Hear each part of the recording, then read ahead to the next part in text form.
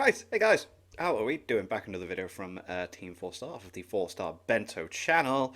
Continuing with the GTFS series. I really enjoyed the first one. They covered the first 3 episodes, didn't they? I love the structure of this. I like how they are recording their reaction to it and then having the discussion afterwards and then throwing in clips. It's great. It's cool. So just covering episodes 4 or 5. I'm liking this. It's like a recap on how GT happened, and yeah, I'm reacting to Dragon Ball on the Patreon page. If you want to, boom, right, let's check it out. Imagine how short this would be if Vegeta went with them. Oh, there's so many more dead people, or at least in the hospital. The body count would be up there, yeah. Step into the Grand Tour of Dragon Ball GT. FS. Our grand tour continues, episodes 4 and 5, as I affectionately refer to the Chronicles of Rict. Oh, the real man. This dude's cool. He's the real one. I thought his design was all right. Like, I remember this dude actually. This dude's cool. Not really he's an antagonistic force, but kind of like the first character we see of any actual substance. I mean, yeah, this is the first. These are the first episodes with an actual fight, like a proper fight happens. Yeah, like we had both like, share beating up those fisticuffs. dudes in episode 1. Yeah, this entire thing has kind of like led to it led to a lot of questions sitting on the couch, specifically in terms of like technique and physics. What happens is, they're still on super capitalist planet. Yeah. Their ship essentially got impounded because nobody on that planet's allowed to own a spaceship, or else everybody would leave, and then they couldn't collect taxes. Yeah. So apparently. Yeah. Okay. You ain't going anywhere. You're staying. If you land on that planet, you're signed into a contract basically for life, and it means you can't leave. And they will like basically take away your ability to get out, and then scrap your ship and bleed you dry through capitalism.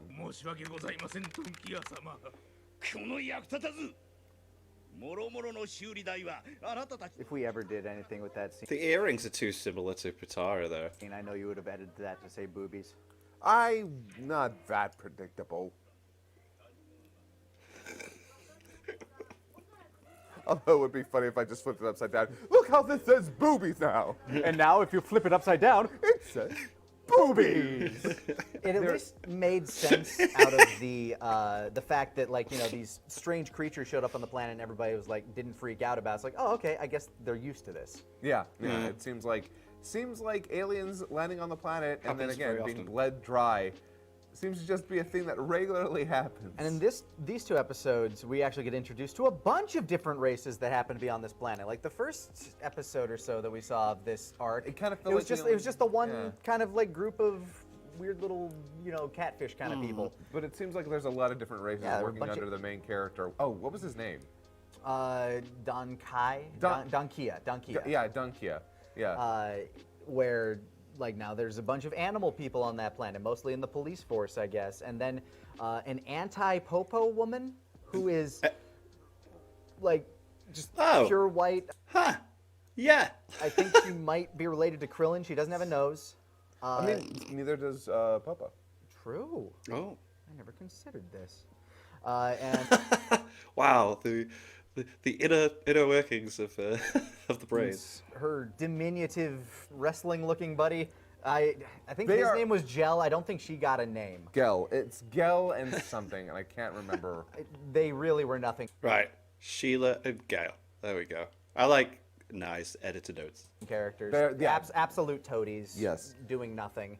And you can tell by the fact that in a show that already has some questionable character designs, theirs are genuinely bad. Also, some of the worst music I've heard. Oh. In terms of when you said you wanted to watch this version, you're like, oh, some of the music and some of this, and I'm sitting here like, What are you talking about? Yeah. You see, I've never watched it in Japanese sub. I've only seen the dub. I've been told that watching it in sub is a better experience, but I don't know. motherfucker, what? Look, I will take this over the monotony of the dub score. The dub score is literally just. Yeah, but some of this stuff was genuinely offensive to the Riveting. ear. Yeah, no, you're right. You are at least right in that some of it is obnoxious. Like real like this is my first time with a MIDI keyboard level shit. Yeah, this music's very hit or miss. Yeah.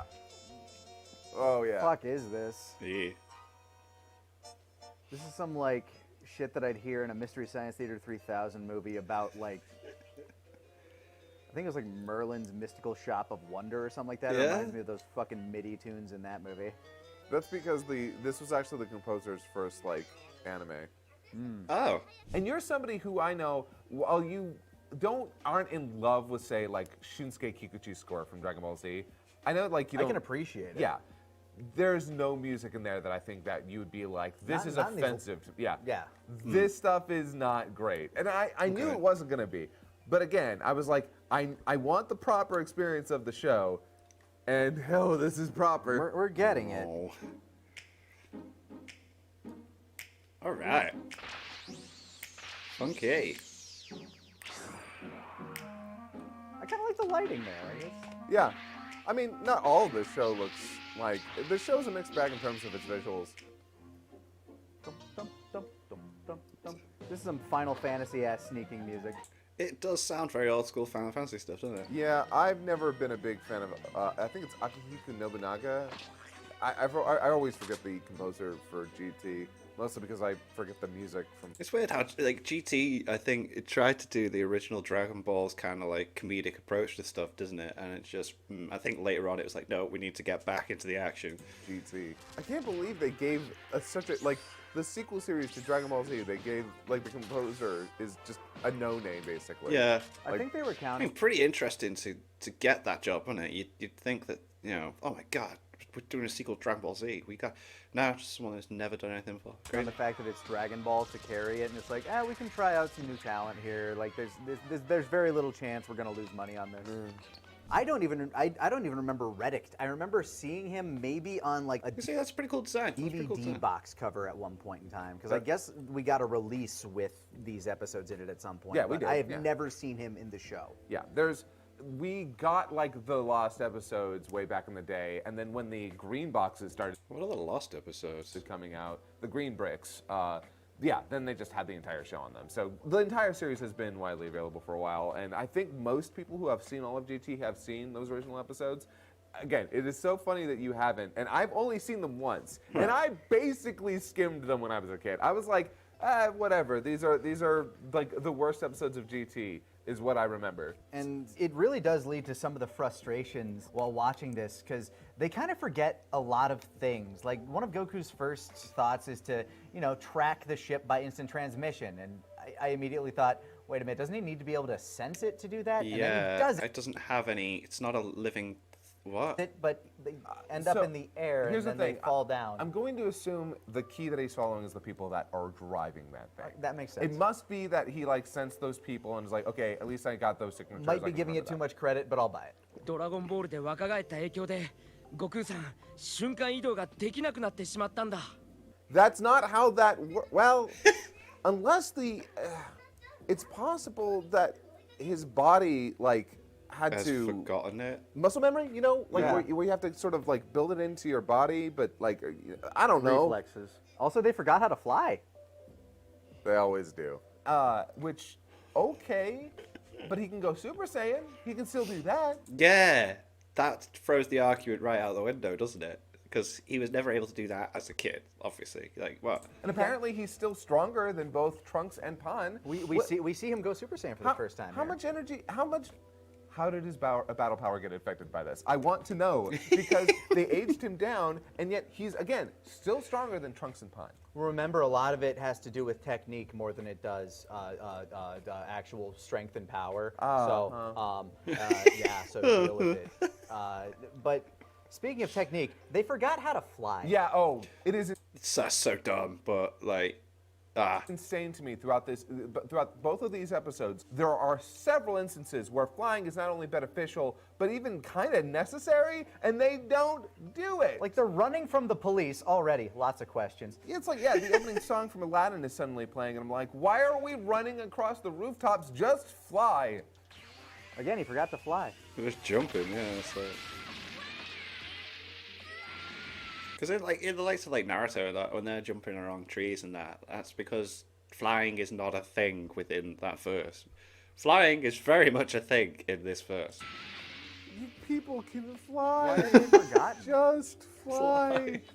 And it just left me thinking how much shorter this entire arc would have been if any other character had traveled with them. Oh yeah. You mentioned if it were Vegeta. Oh, the body count would like be Could you endless. imagine? That'd be so cool. If Vegeta That'd be a really cool what if scenario. Like, what if Vegeta went with them? was there, it's like, space? what the fuck? Proof! Go Yeah. get the parts. Yeah. Like Vegeta's probably the most well-versed in intergalactic politics. Vegeta would have just flown up to Dunkia's castle and then blew it the fuck up. Yeah, imagine- it would be gone immediately. With how quickly Goku dispatched of Rict after going Super Saiyan, he just slapped his shit. And admittedly, he has like some pretty cool techniques. Like he's pulling swords and spears out of his shoulder and stuff. Very reminiscent of Dead Zone. Yeah. Oh no, he's got another sword. Oh, it's spear this time. Okay. This guy could have had a really cool moveset in a game. I like this guy. He's He cool. makes swords, and yet he's never appeared in a video game. Yeah, unfortunately, when it comes to GT, the only villains that anyone cares about from GT in terms of like, because we've had Tenkaichi 3 and we've had Xenoverse 2, these games with these expanded character selections. Yeah, did you see the latest trailer for Sparking Zero. Sparking Zero? Yeah, it's indicating you that. can see that there's going to be a pretty massive, like, there's a pretty large hexagon. Oh, that is- yeah, character it's a select lot. screen. I That don't they're think that's- implying that they might fill up. I so. don't think that's the character select screen, but I do think it is going to be a Meant to be hinting representation at- of what yeah, all the yeah, yeah. characters will be in there. Yeah. Whatever character select screen they come up with is going to have to be way more streamlined Jesus. than that because, oh my god. But to that point, yeah, like Rict is actually a really fun villain in this episode. I genuinely antagonist. He's not a villain. He's actually kind of a No, decent guy. he's one of those, like, he's almost a proto-hit in a sort of way, where Yeah, he's yeah. professional and he fights on his own terms. Yeah, but- I found that we both had the same feeling. Although that's also because Hit's sort of generic. He's also one of the best things that Super introduced. I mean, largely just because they do cool stuff with that generic character. Yeah. But yeah, Rict. Yeah, Super needed that at that time. Like we'd gone through two retellings of things we've seen already. So yeah. No one cares about the GT. No, the only GT he's the only GT characters like the games care about are Baby, Omega Shen. Yeah, Omega Shenron, Baby, Super Android 17 maybe. And maybe some of the other dragons, like the twins. I think the twins are quite popular. Ron and maybe some of like Super maybe 17. Basically, just the main villains. maybe Ice and Nova. Yeah. Anyway, Are they the twins Rict, here? cool. Everything else. But he's also kind of nothing. Like he shows up and he instantly recognizes that Goku's a Saiyan, which Oh yeah, huh? Ha! How's he? Ha! Ha! How? How? To be fair, galactic race known for conquest. Maybe there's there is legends out there. Does probably. Does he even have his tail? Like I feel like you at least need to have the monkey tail to give. Maybe people... they- Yeah, how can he tell what's going on? They've never seen anybody else that's humanoid. Maybe they don't know humans exist. Maybe they're only familiar with the Saiyajin. I mean, that makes Raccoon kind of hard to explain, but I can buy that. Like, maybe there aren't a whole lot of humanoid races out there with that kind of hair. Fine. It was the hair. It's probably the hair, honestly. It could have been the hair, actually. Like, we don't know how old he is. We don't know what kind of legends space has about Saiyans, but we know that Saiyans are known galactic conquerors. So, It would be really. I kind of wish they'd had a thing where it's like, no, Saiyans took my planet. Yeah, Why do you think I'm here? you know what? That would have been an interesting would've been wrinkle cool. to his character. But Like never the, I want to fight you because what if Bardock was the one that like ripped off his people, like somebody with your hair, you know? That would have been kind of cute. I Give him a little bit of pathos. yeah. What if he, as a kid, like Bardock and his crew, like destroyed most of his planet and sold it, and that's why he's on. Yeah, and he's like a soul survivor, and he's on this like revenge kick. I mean, then you're kind of eating some of They're giving him such an interesting backstory. like the Tuffles lunch, but the Tuffles lunch is shared by many. yeah. By the way, sorry, we're kind of just doing our own fanfic over It here. seems like it, yeah. But I'm still sitting here thinking like, man, this would have been a much better show if Piccolo was there. But hijinks ensued. hijinks ensues is the entire first 16 episodes of this show. Yeah, it really is, isn't it? It's just stupid plot after stupid plot. I can appreciate that. Oh, I do want to talk about a little bit more about Pan. Yeah, no, she became insufferable these couple of episodes. So she goes up and down. She fluctuates more than any of the other characters in terms of her likability. In fact, generally, she goes from most likable character in the cast to least likable character in the cast, depending on the scene. In one scene, she's like, we're gonna go beat this motherfucker up. I'm sick of this. And I'm like, yes, Pan. Let's Yes, go. Slay queen. yes, seize the mean of production, queen. Yes. こんなひどいみんなでやっつけちゃえばいいのにパンちゃん No, fucking yeah. Man, we aren't here to start a revolution. I mean, it would get things done much quicker. And then on the other hand, she gets hit in the head with an empty can And starts crying. Which, Oh. look, I get Take it. the tough She's a kid. persona I away understand. straight away, isn't it? She's not any kid. But she's also like a preteen. Yeah, and that, First of all, she's old enough to not, you know. I don't She's know. not. She's not like 4. Oh, there might be different species. No. Bullshit. No. Oh, are Bullshit. you kidding me? Bullshit. Come on.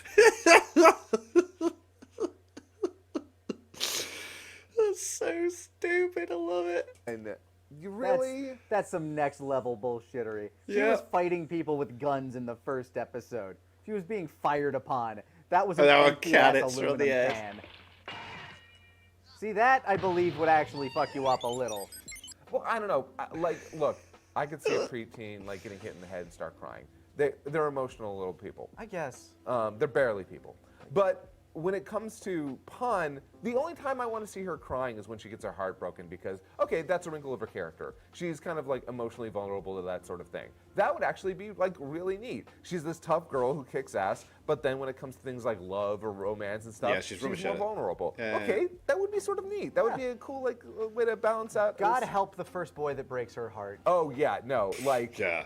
that man. It's almost going to be unfair. He's going to have to find a way. Like, I don't want to die. I have to figure out a way to break up with her without dying. And I knew this was going to happen Piccolo would have something to say as well. My God. Oh my God. because I know there are so many Pawn defenders out there, like who say, "Oh, but she's actually really neat and interesting," and she's like, "Yeah, She has her moments. she does have her moments, but like, also." Like I kind of get it. She kind of treats Giru like he's not a person, and we barely. Also, I mean, he's not a person, he's a robot. It doesn't have a soul. you know what's really weird to me? We're introduced to Giru at the end of episode 3, right? Yeah, he's nowhere in episode 4 He's- except in a backpack. Yeah, and he kind of shows up, and then it isn't until the end of episode 5 that we get a moment with him to find out what his purpose in the show is going to be, and it's weird. They're just kind of That is very, very strange. Introduce a character and then do nothing with them for 2 episodes. like carrying him around, and he's barely a part of the process. We see that he can track things around him, like he has one of those alien sort of bio trackers, because he's like, danger, danger approaching from Yeah, inside danger, the Will bag, Robinson, danger, Will and Robinson. then they avoid the police that way. Yeah, by the way, Trunks, we don't even see Trunks realizing that's happened. He just kind of shouts out to them like, "Oh, hey, we need to hide." Yeah. Like, there's a lot of visual It stuff. felt like it was cut in after the fact. Yeah, maybe? like there was a shot where he's like looking at Giru that's just sort of missing. It's really weird and awkward. Because he's in the bag in the shot, too. Right. Like, he's just in there, in that insanely spacious yet compact bag. Yeah.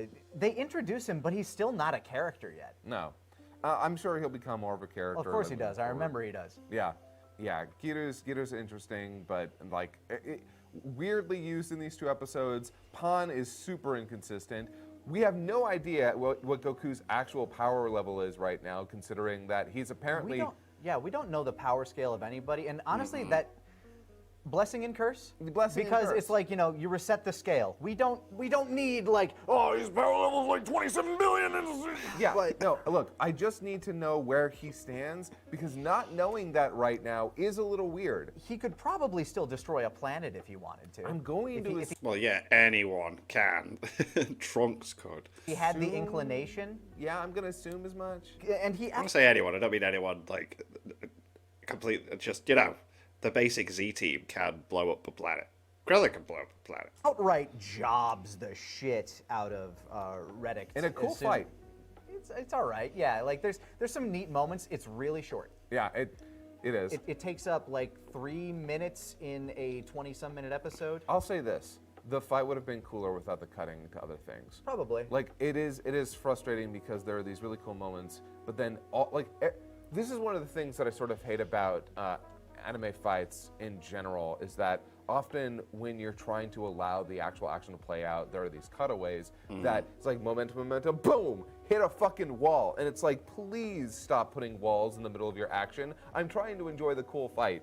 And there's a ton of that in GT so far. Like this specific fight. Yeah, there are so many shows that do that poorly. Like Jujutsu Kaisen is one of the only shows that I think does it insanely well. Because the way that it usually like its walls are more like on ramps. Like now we're transitioning the fight to this, or we're introducing a new. I freaking loved season 2 of JJK. Like, oh my god. And the manga at the moment, who's gonna beat Sakura, man? I think he's gonna win. Bloody spoilers. I did not expect Miguel to turn up. Like, what? New element. It's rarely ever, oh, we're just going to cut in with somebody watching and being like, oh my god. Yeah. ごめんなさい僕が間違ってました I was wrong. Capitalism is evil. 今何でもって言ったわね I'll do anything. Embrace communism. No! Honestly, like, these were kind of boring. I won't The lie. first one especially, like, I feel like I was yawning and just, like, tuning my beard through most of it. Just like, something gonna happen here? Like, they spend the entirety of episode 4 essentially just evading the police, and then they finally just decide, why don't we just turn ourselves in? What are they gonna do? Yeah, well, and this is after. So the interesting thing is they talk to some of the inhabitants, and the inhabitants are like, the guy running this place fucking sucks. Yeah. Which, did you need to be told that? Look, it's a show for babies. Yeah, I know. You said it. Well, it is. I like literally when we were watching, all I could say was, this show is for children, little children. Its politics mean nothing. Its politics need to be put on a it needs to be put directly on the plate and pointed at to be told, like, this is what we're talking about, children. Yes, I'm sure there's some social commentary in there though. It feels like there's got to be some. Are you kidding me? The entire the entire thing is just the concept of this is what happens when hyper-capitalization goes too far under a dictatorship.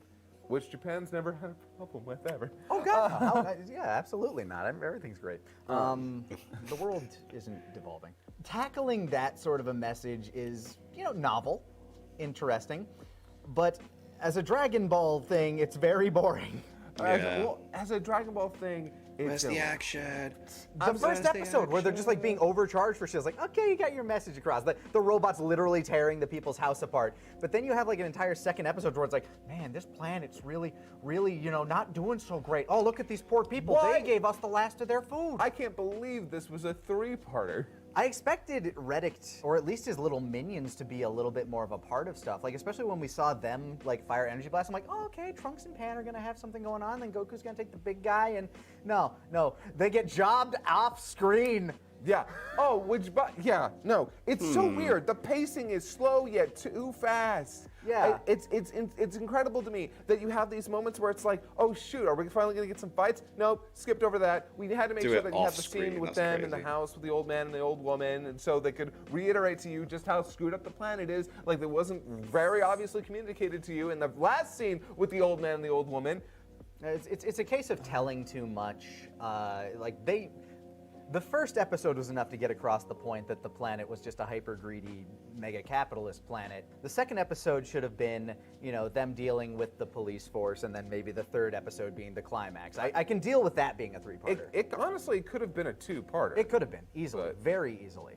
But yeah, no, it's still not bad. I mean, no, it's far from like the worst. Yeah, I'm kind of looking forward to moving on from here though, because oh wait, no, I don't know if I am. If I remember correctly, so oh, don't spoil it for me. No, yeah, I don't want to spoil.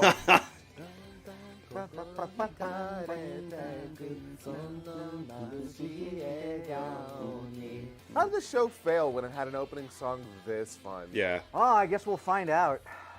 Wait, did it fail, or is it it like... failed. Really? Like, yeah. even in Japan? Yeah. Oof. Yeah. Well, the bigger I problem. guess that makes sense because like Dragon Ball just kind of died for several decades. Yeah. And then Evolution brought it back. I mean, like, there was a huge drought of Dragon Ball stuff. It is hilarious to watch Dragon Ball fans nowadays go on and on about the lack of Dragon Ball material that we've gotten over the last couple of years. Yeah, when we went, there was a big time. There was a big chunk of time without anything. When, It's like, when oh, in like the early 2000s till Y'all I don't know, weren't there. some weird people on the internet made a parody. Sometime after that, then Kai came out. It was weird. Y'all don't know. Y'all do not understand what it was like to get Budokai 1 and be like, oh my god, we are New so Dragon back. Ball, yeah. Yeah, Like, that was it. Budokai 3 was the one. Budokai 3 was the one.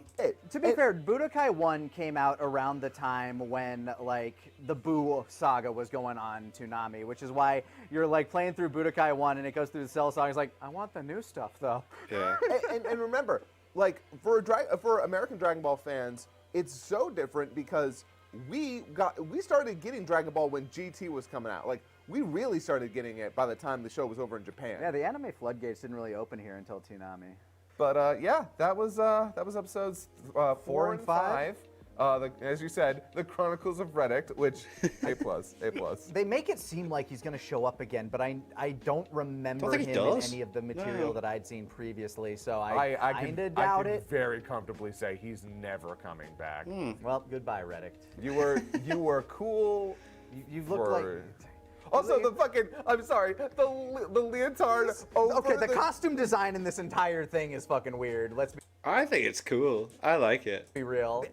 I But will- like the different. leotard over his Thriller jacket. But I don't with hate his it. like, it's not awful. It's just a very interesting It's different. late '90s or like early '90s getup, and the fact that like just his weird alien ass design, which is like Quark from Star Trek fused with a toad from Mario or some shit. It's like, also, yeah, like, damn, bitch, what don't you hear with them ears? Like, boom. Of course, he's heard about Saiyans. And Yeah.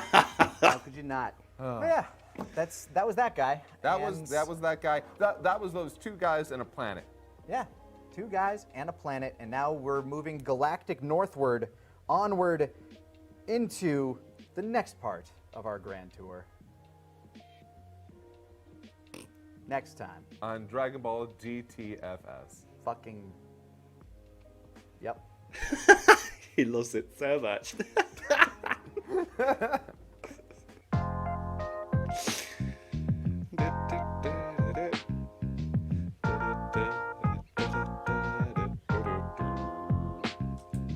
Fantastic. This is fun. This is fun.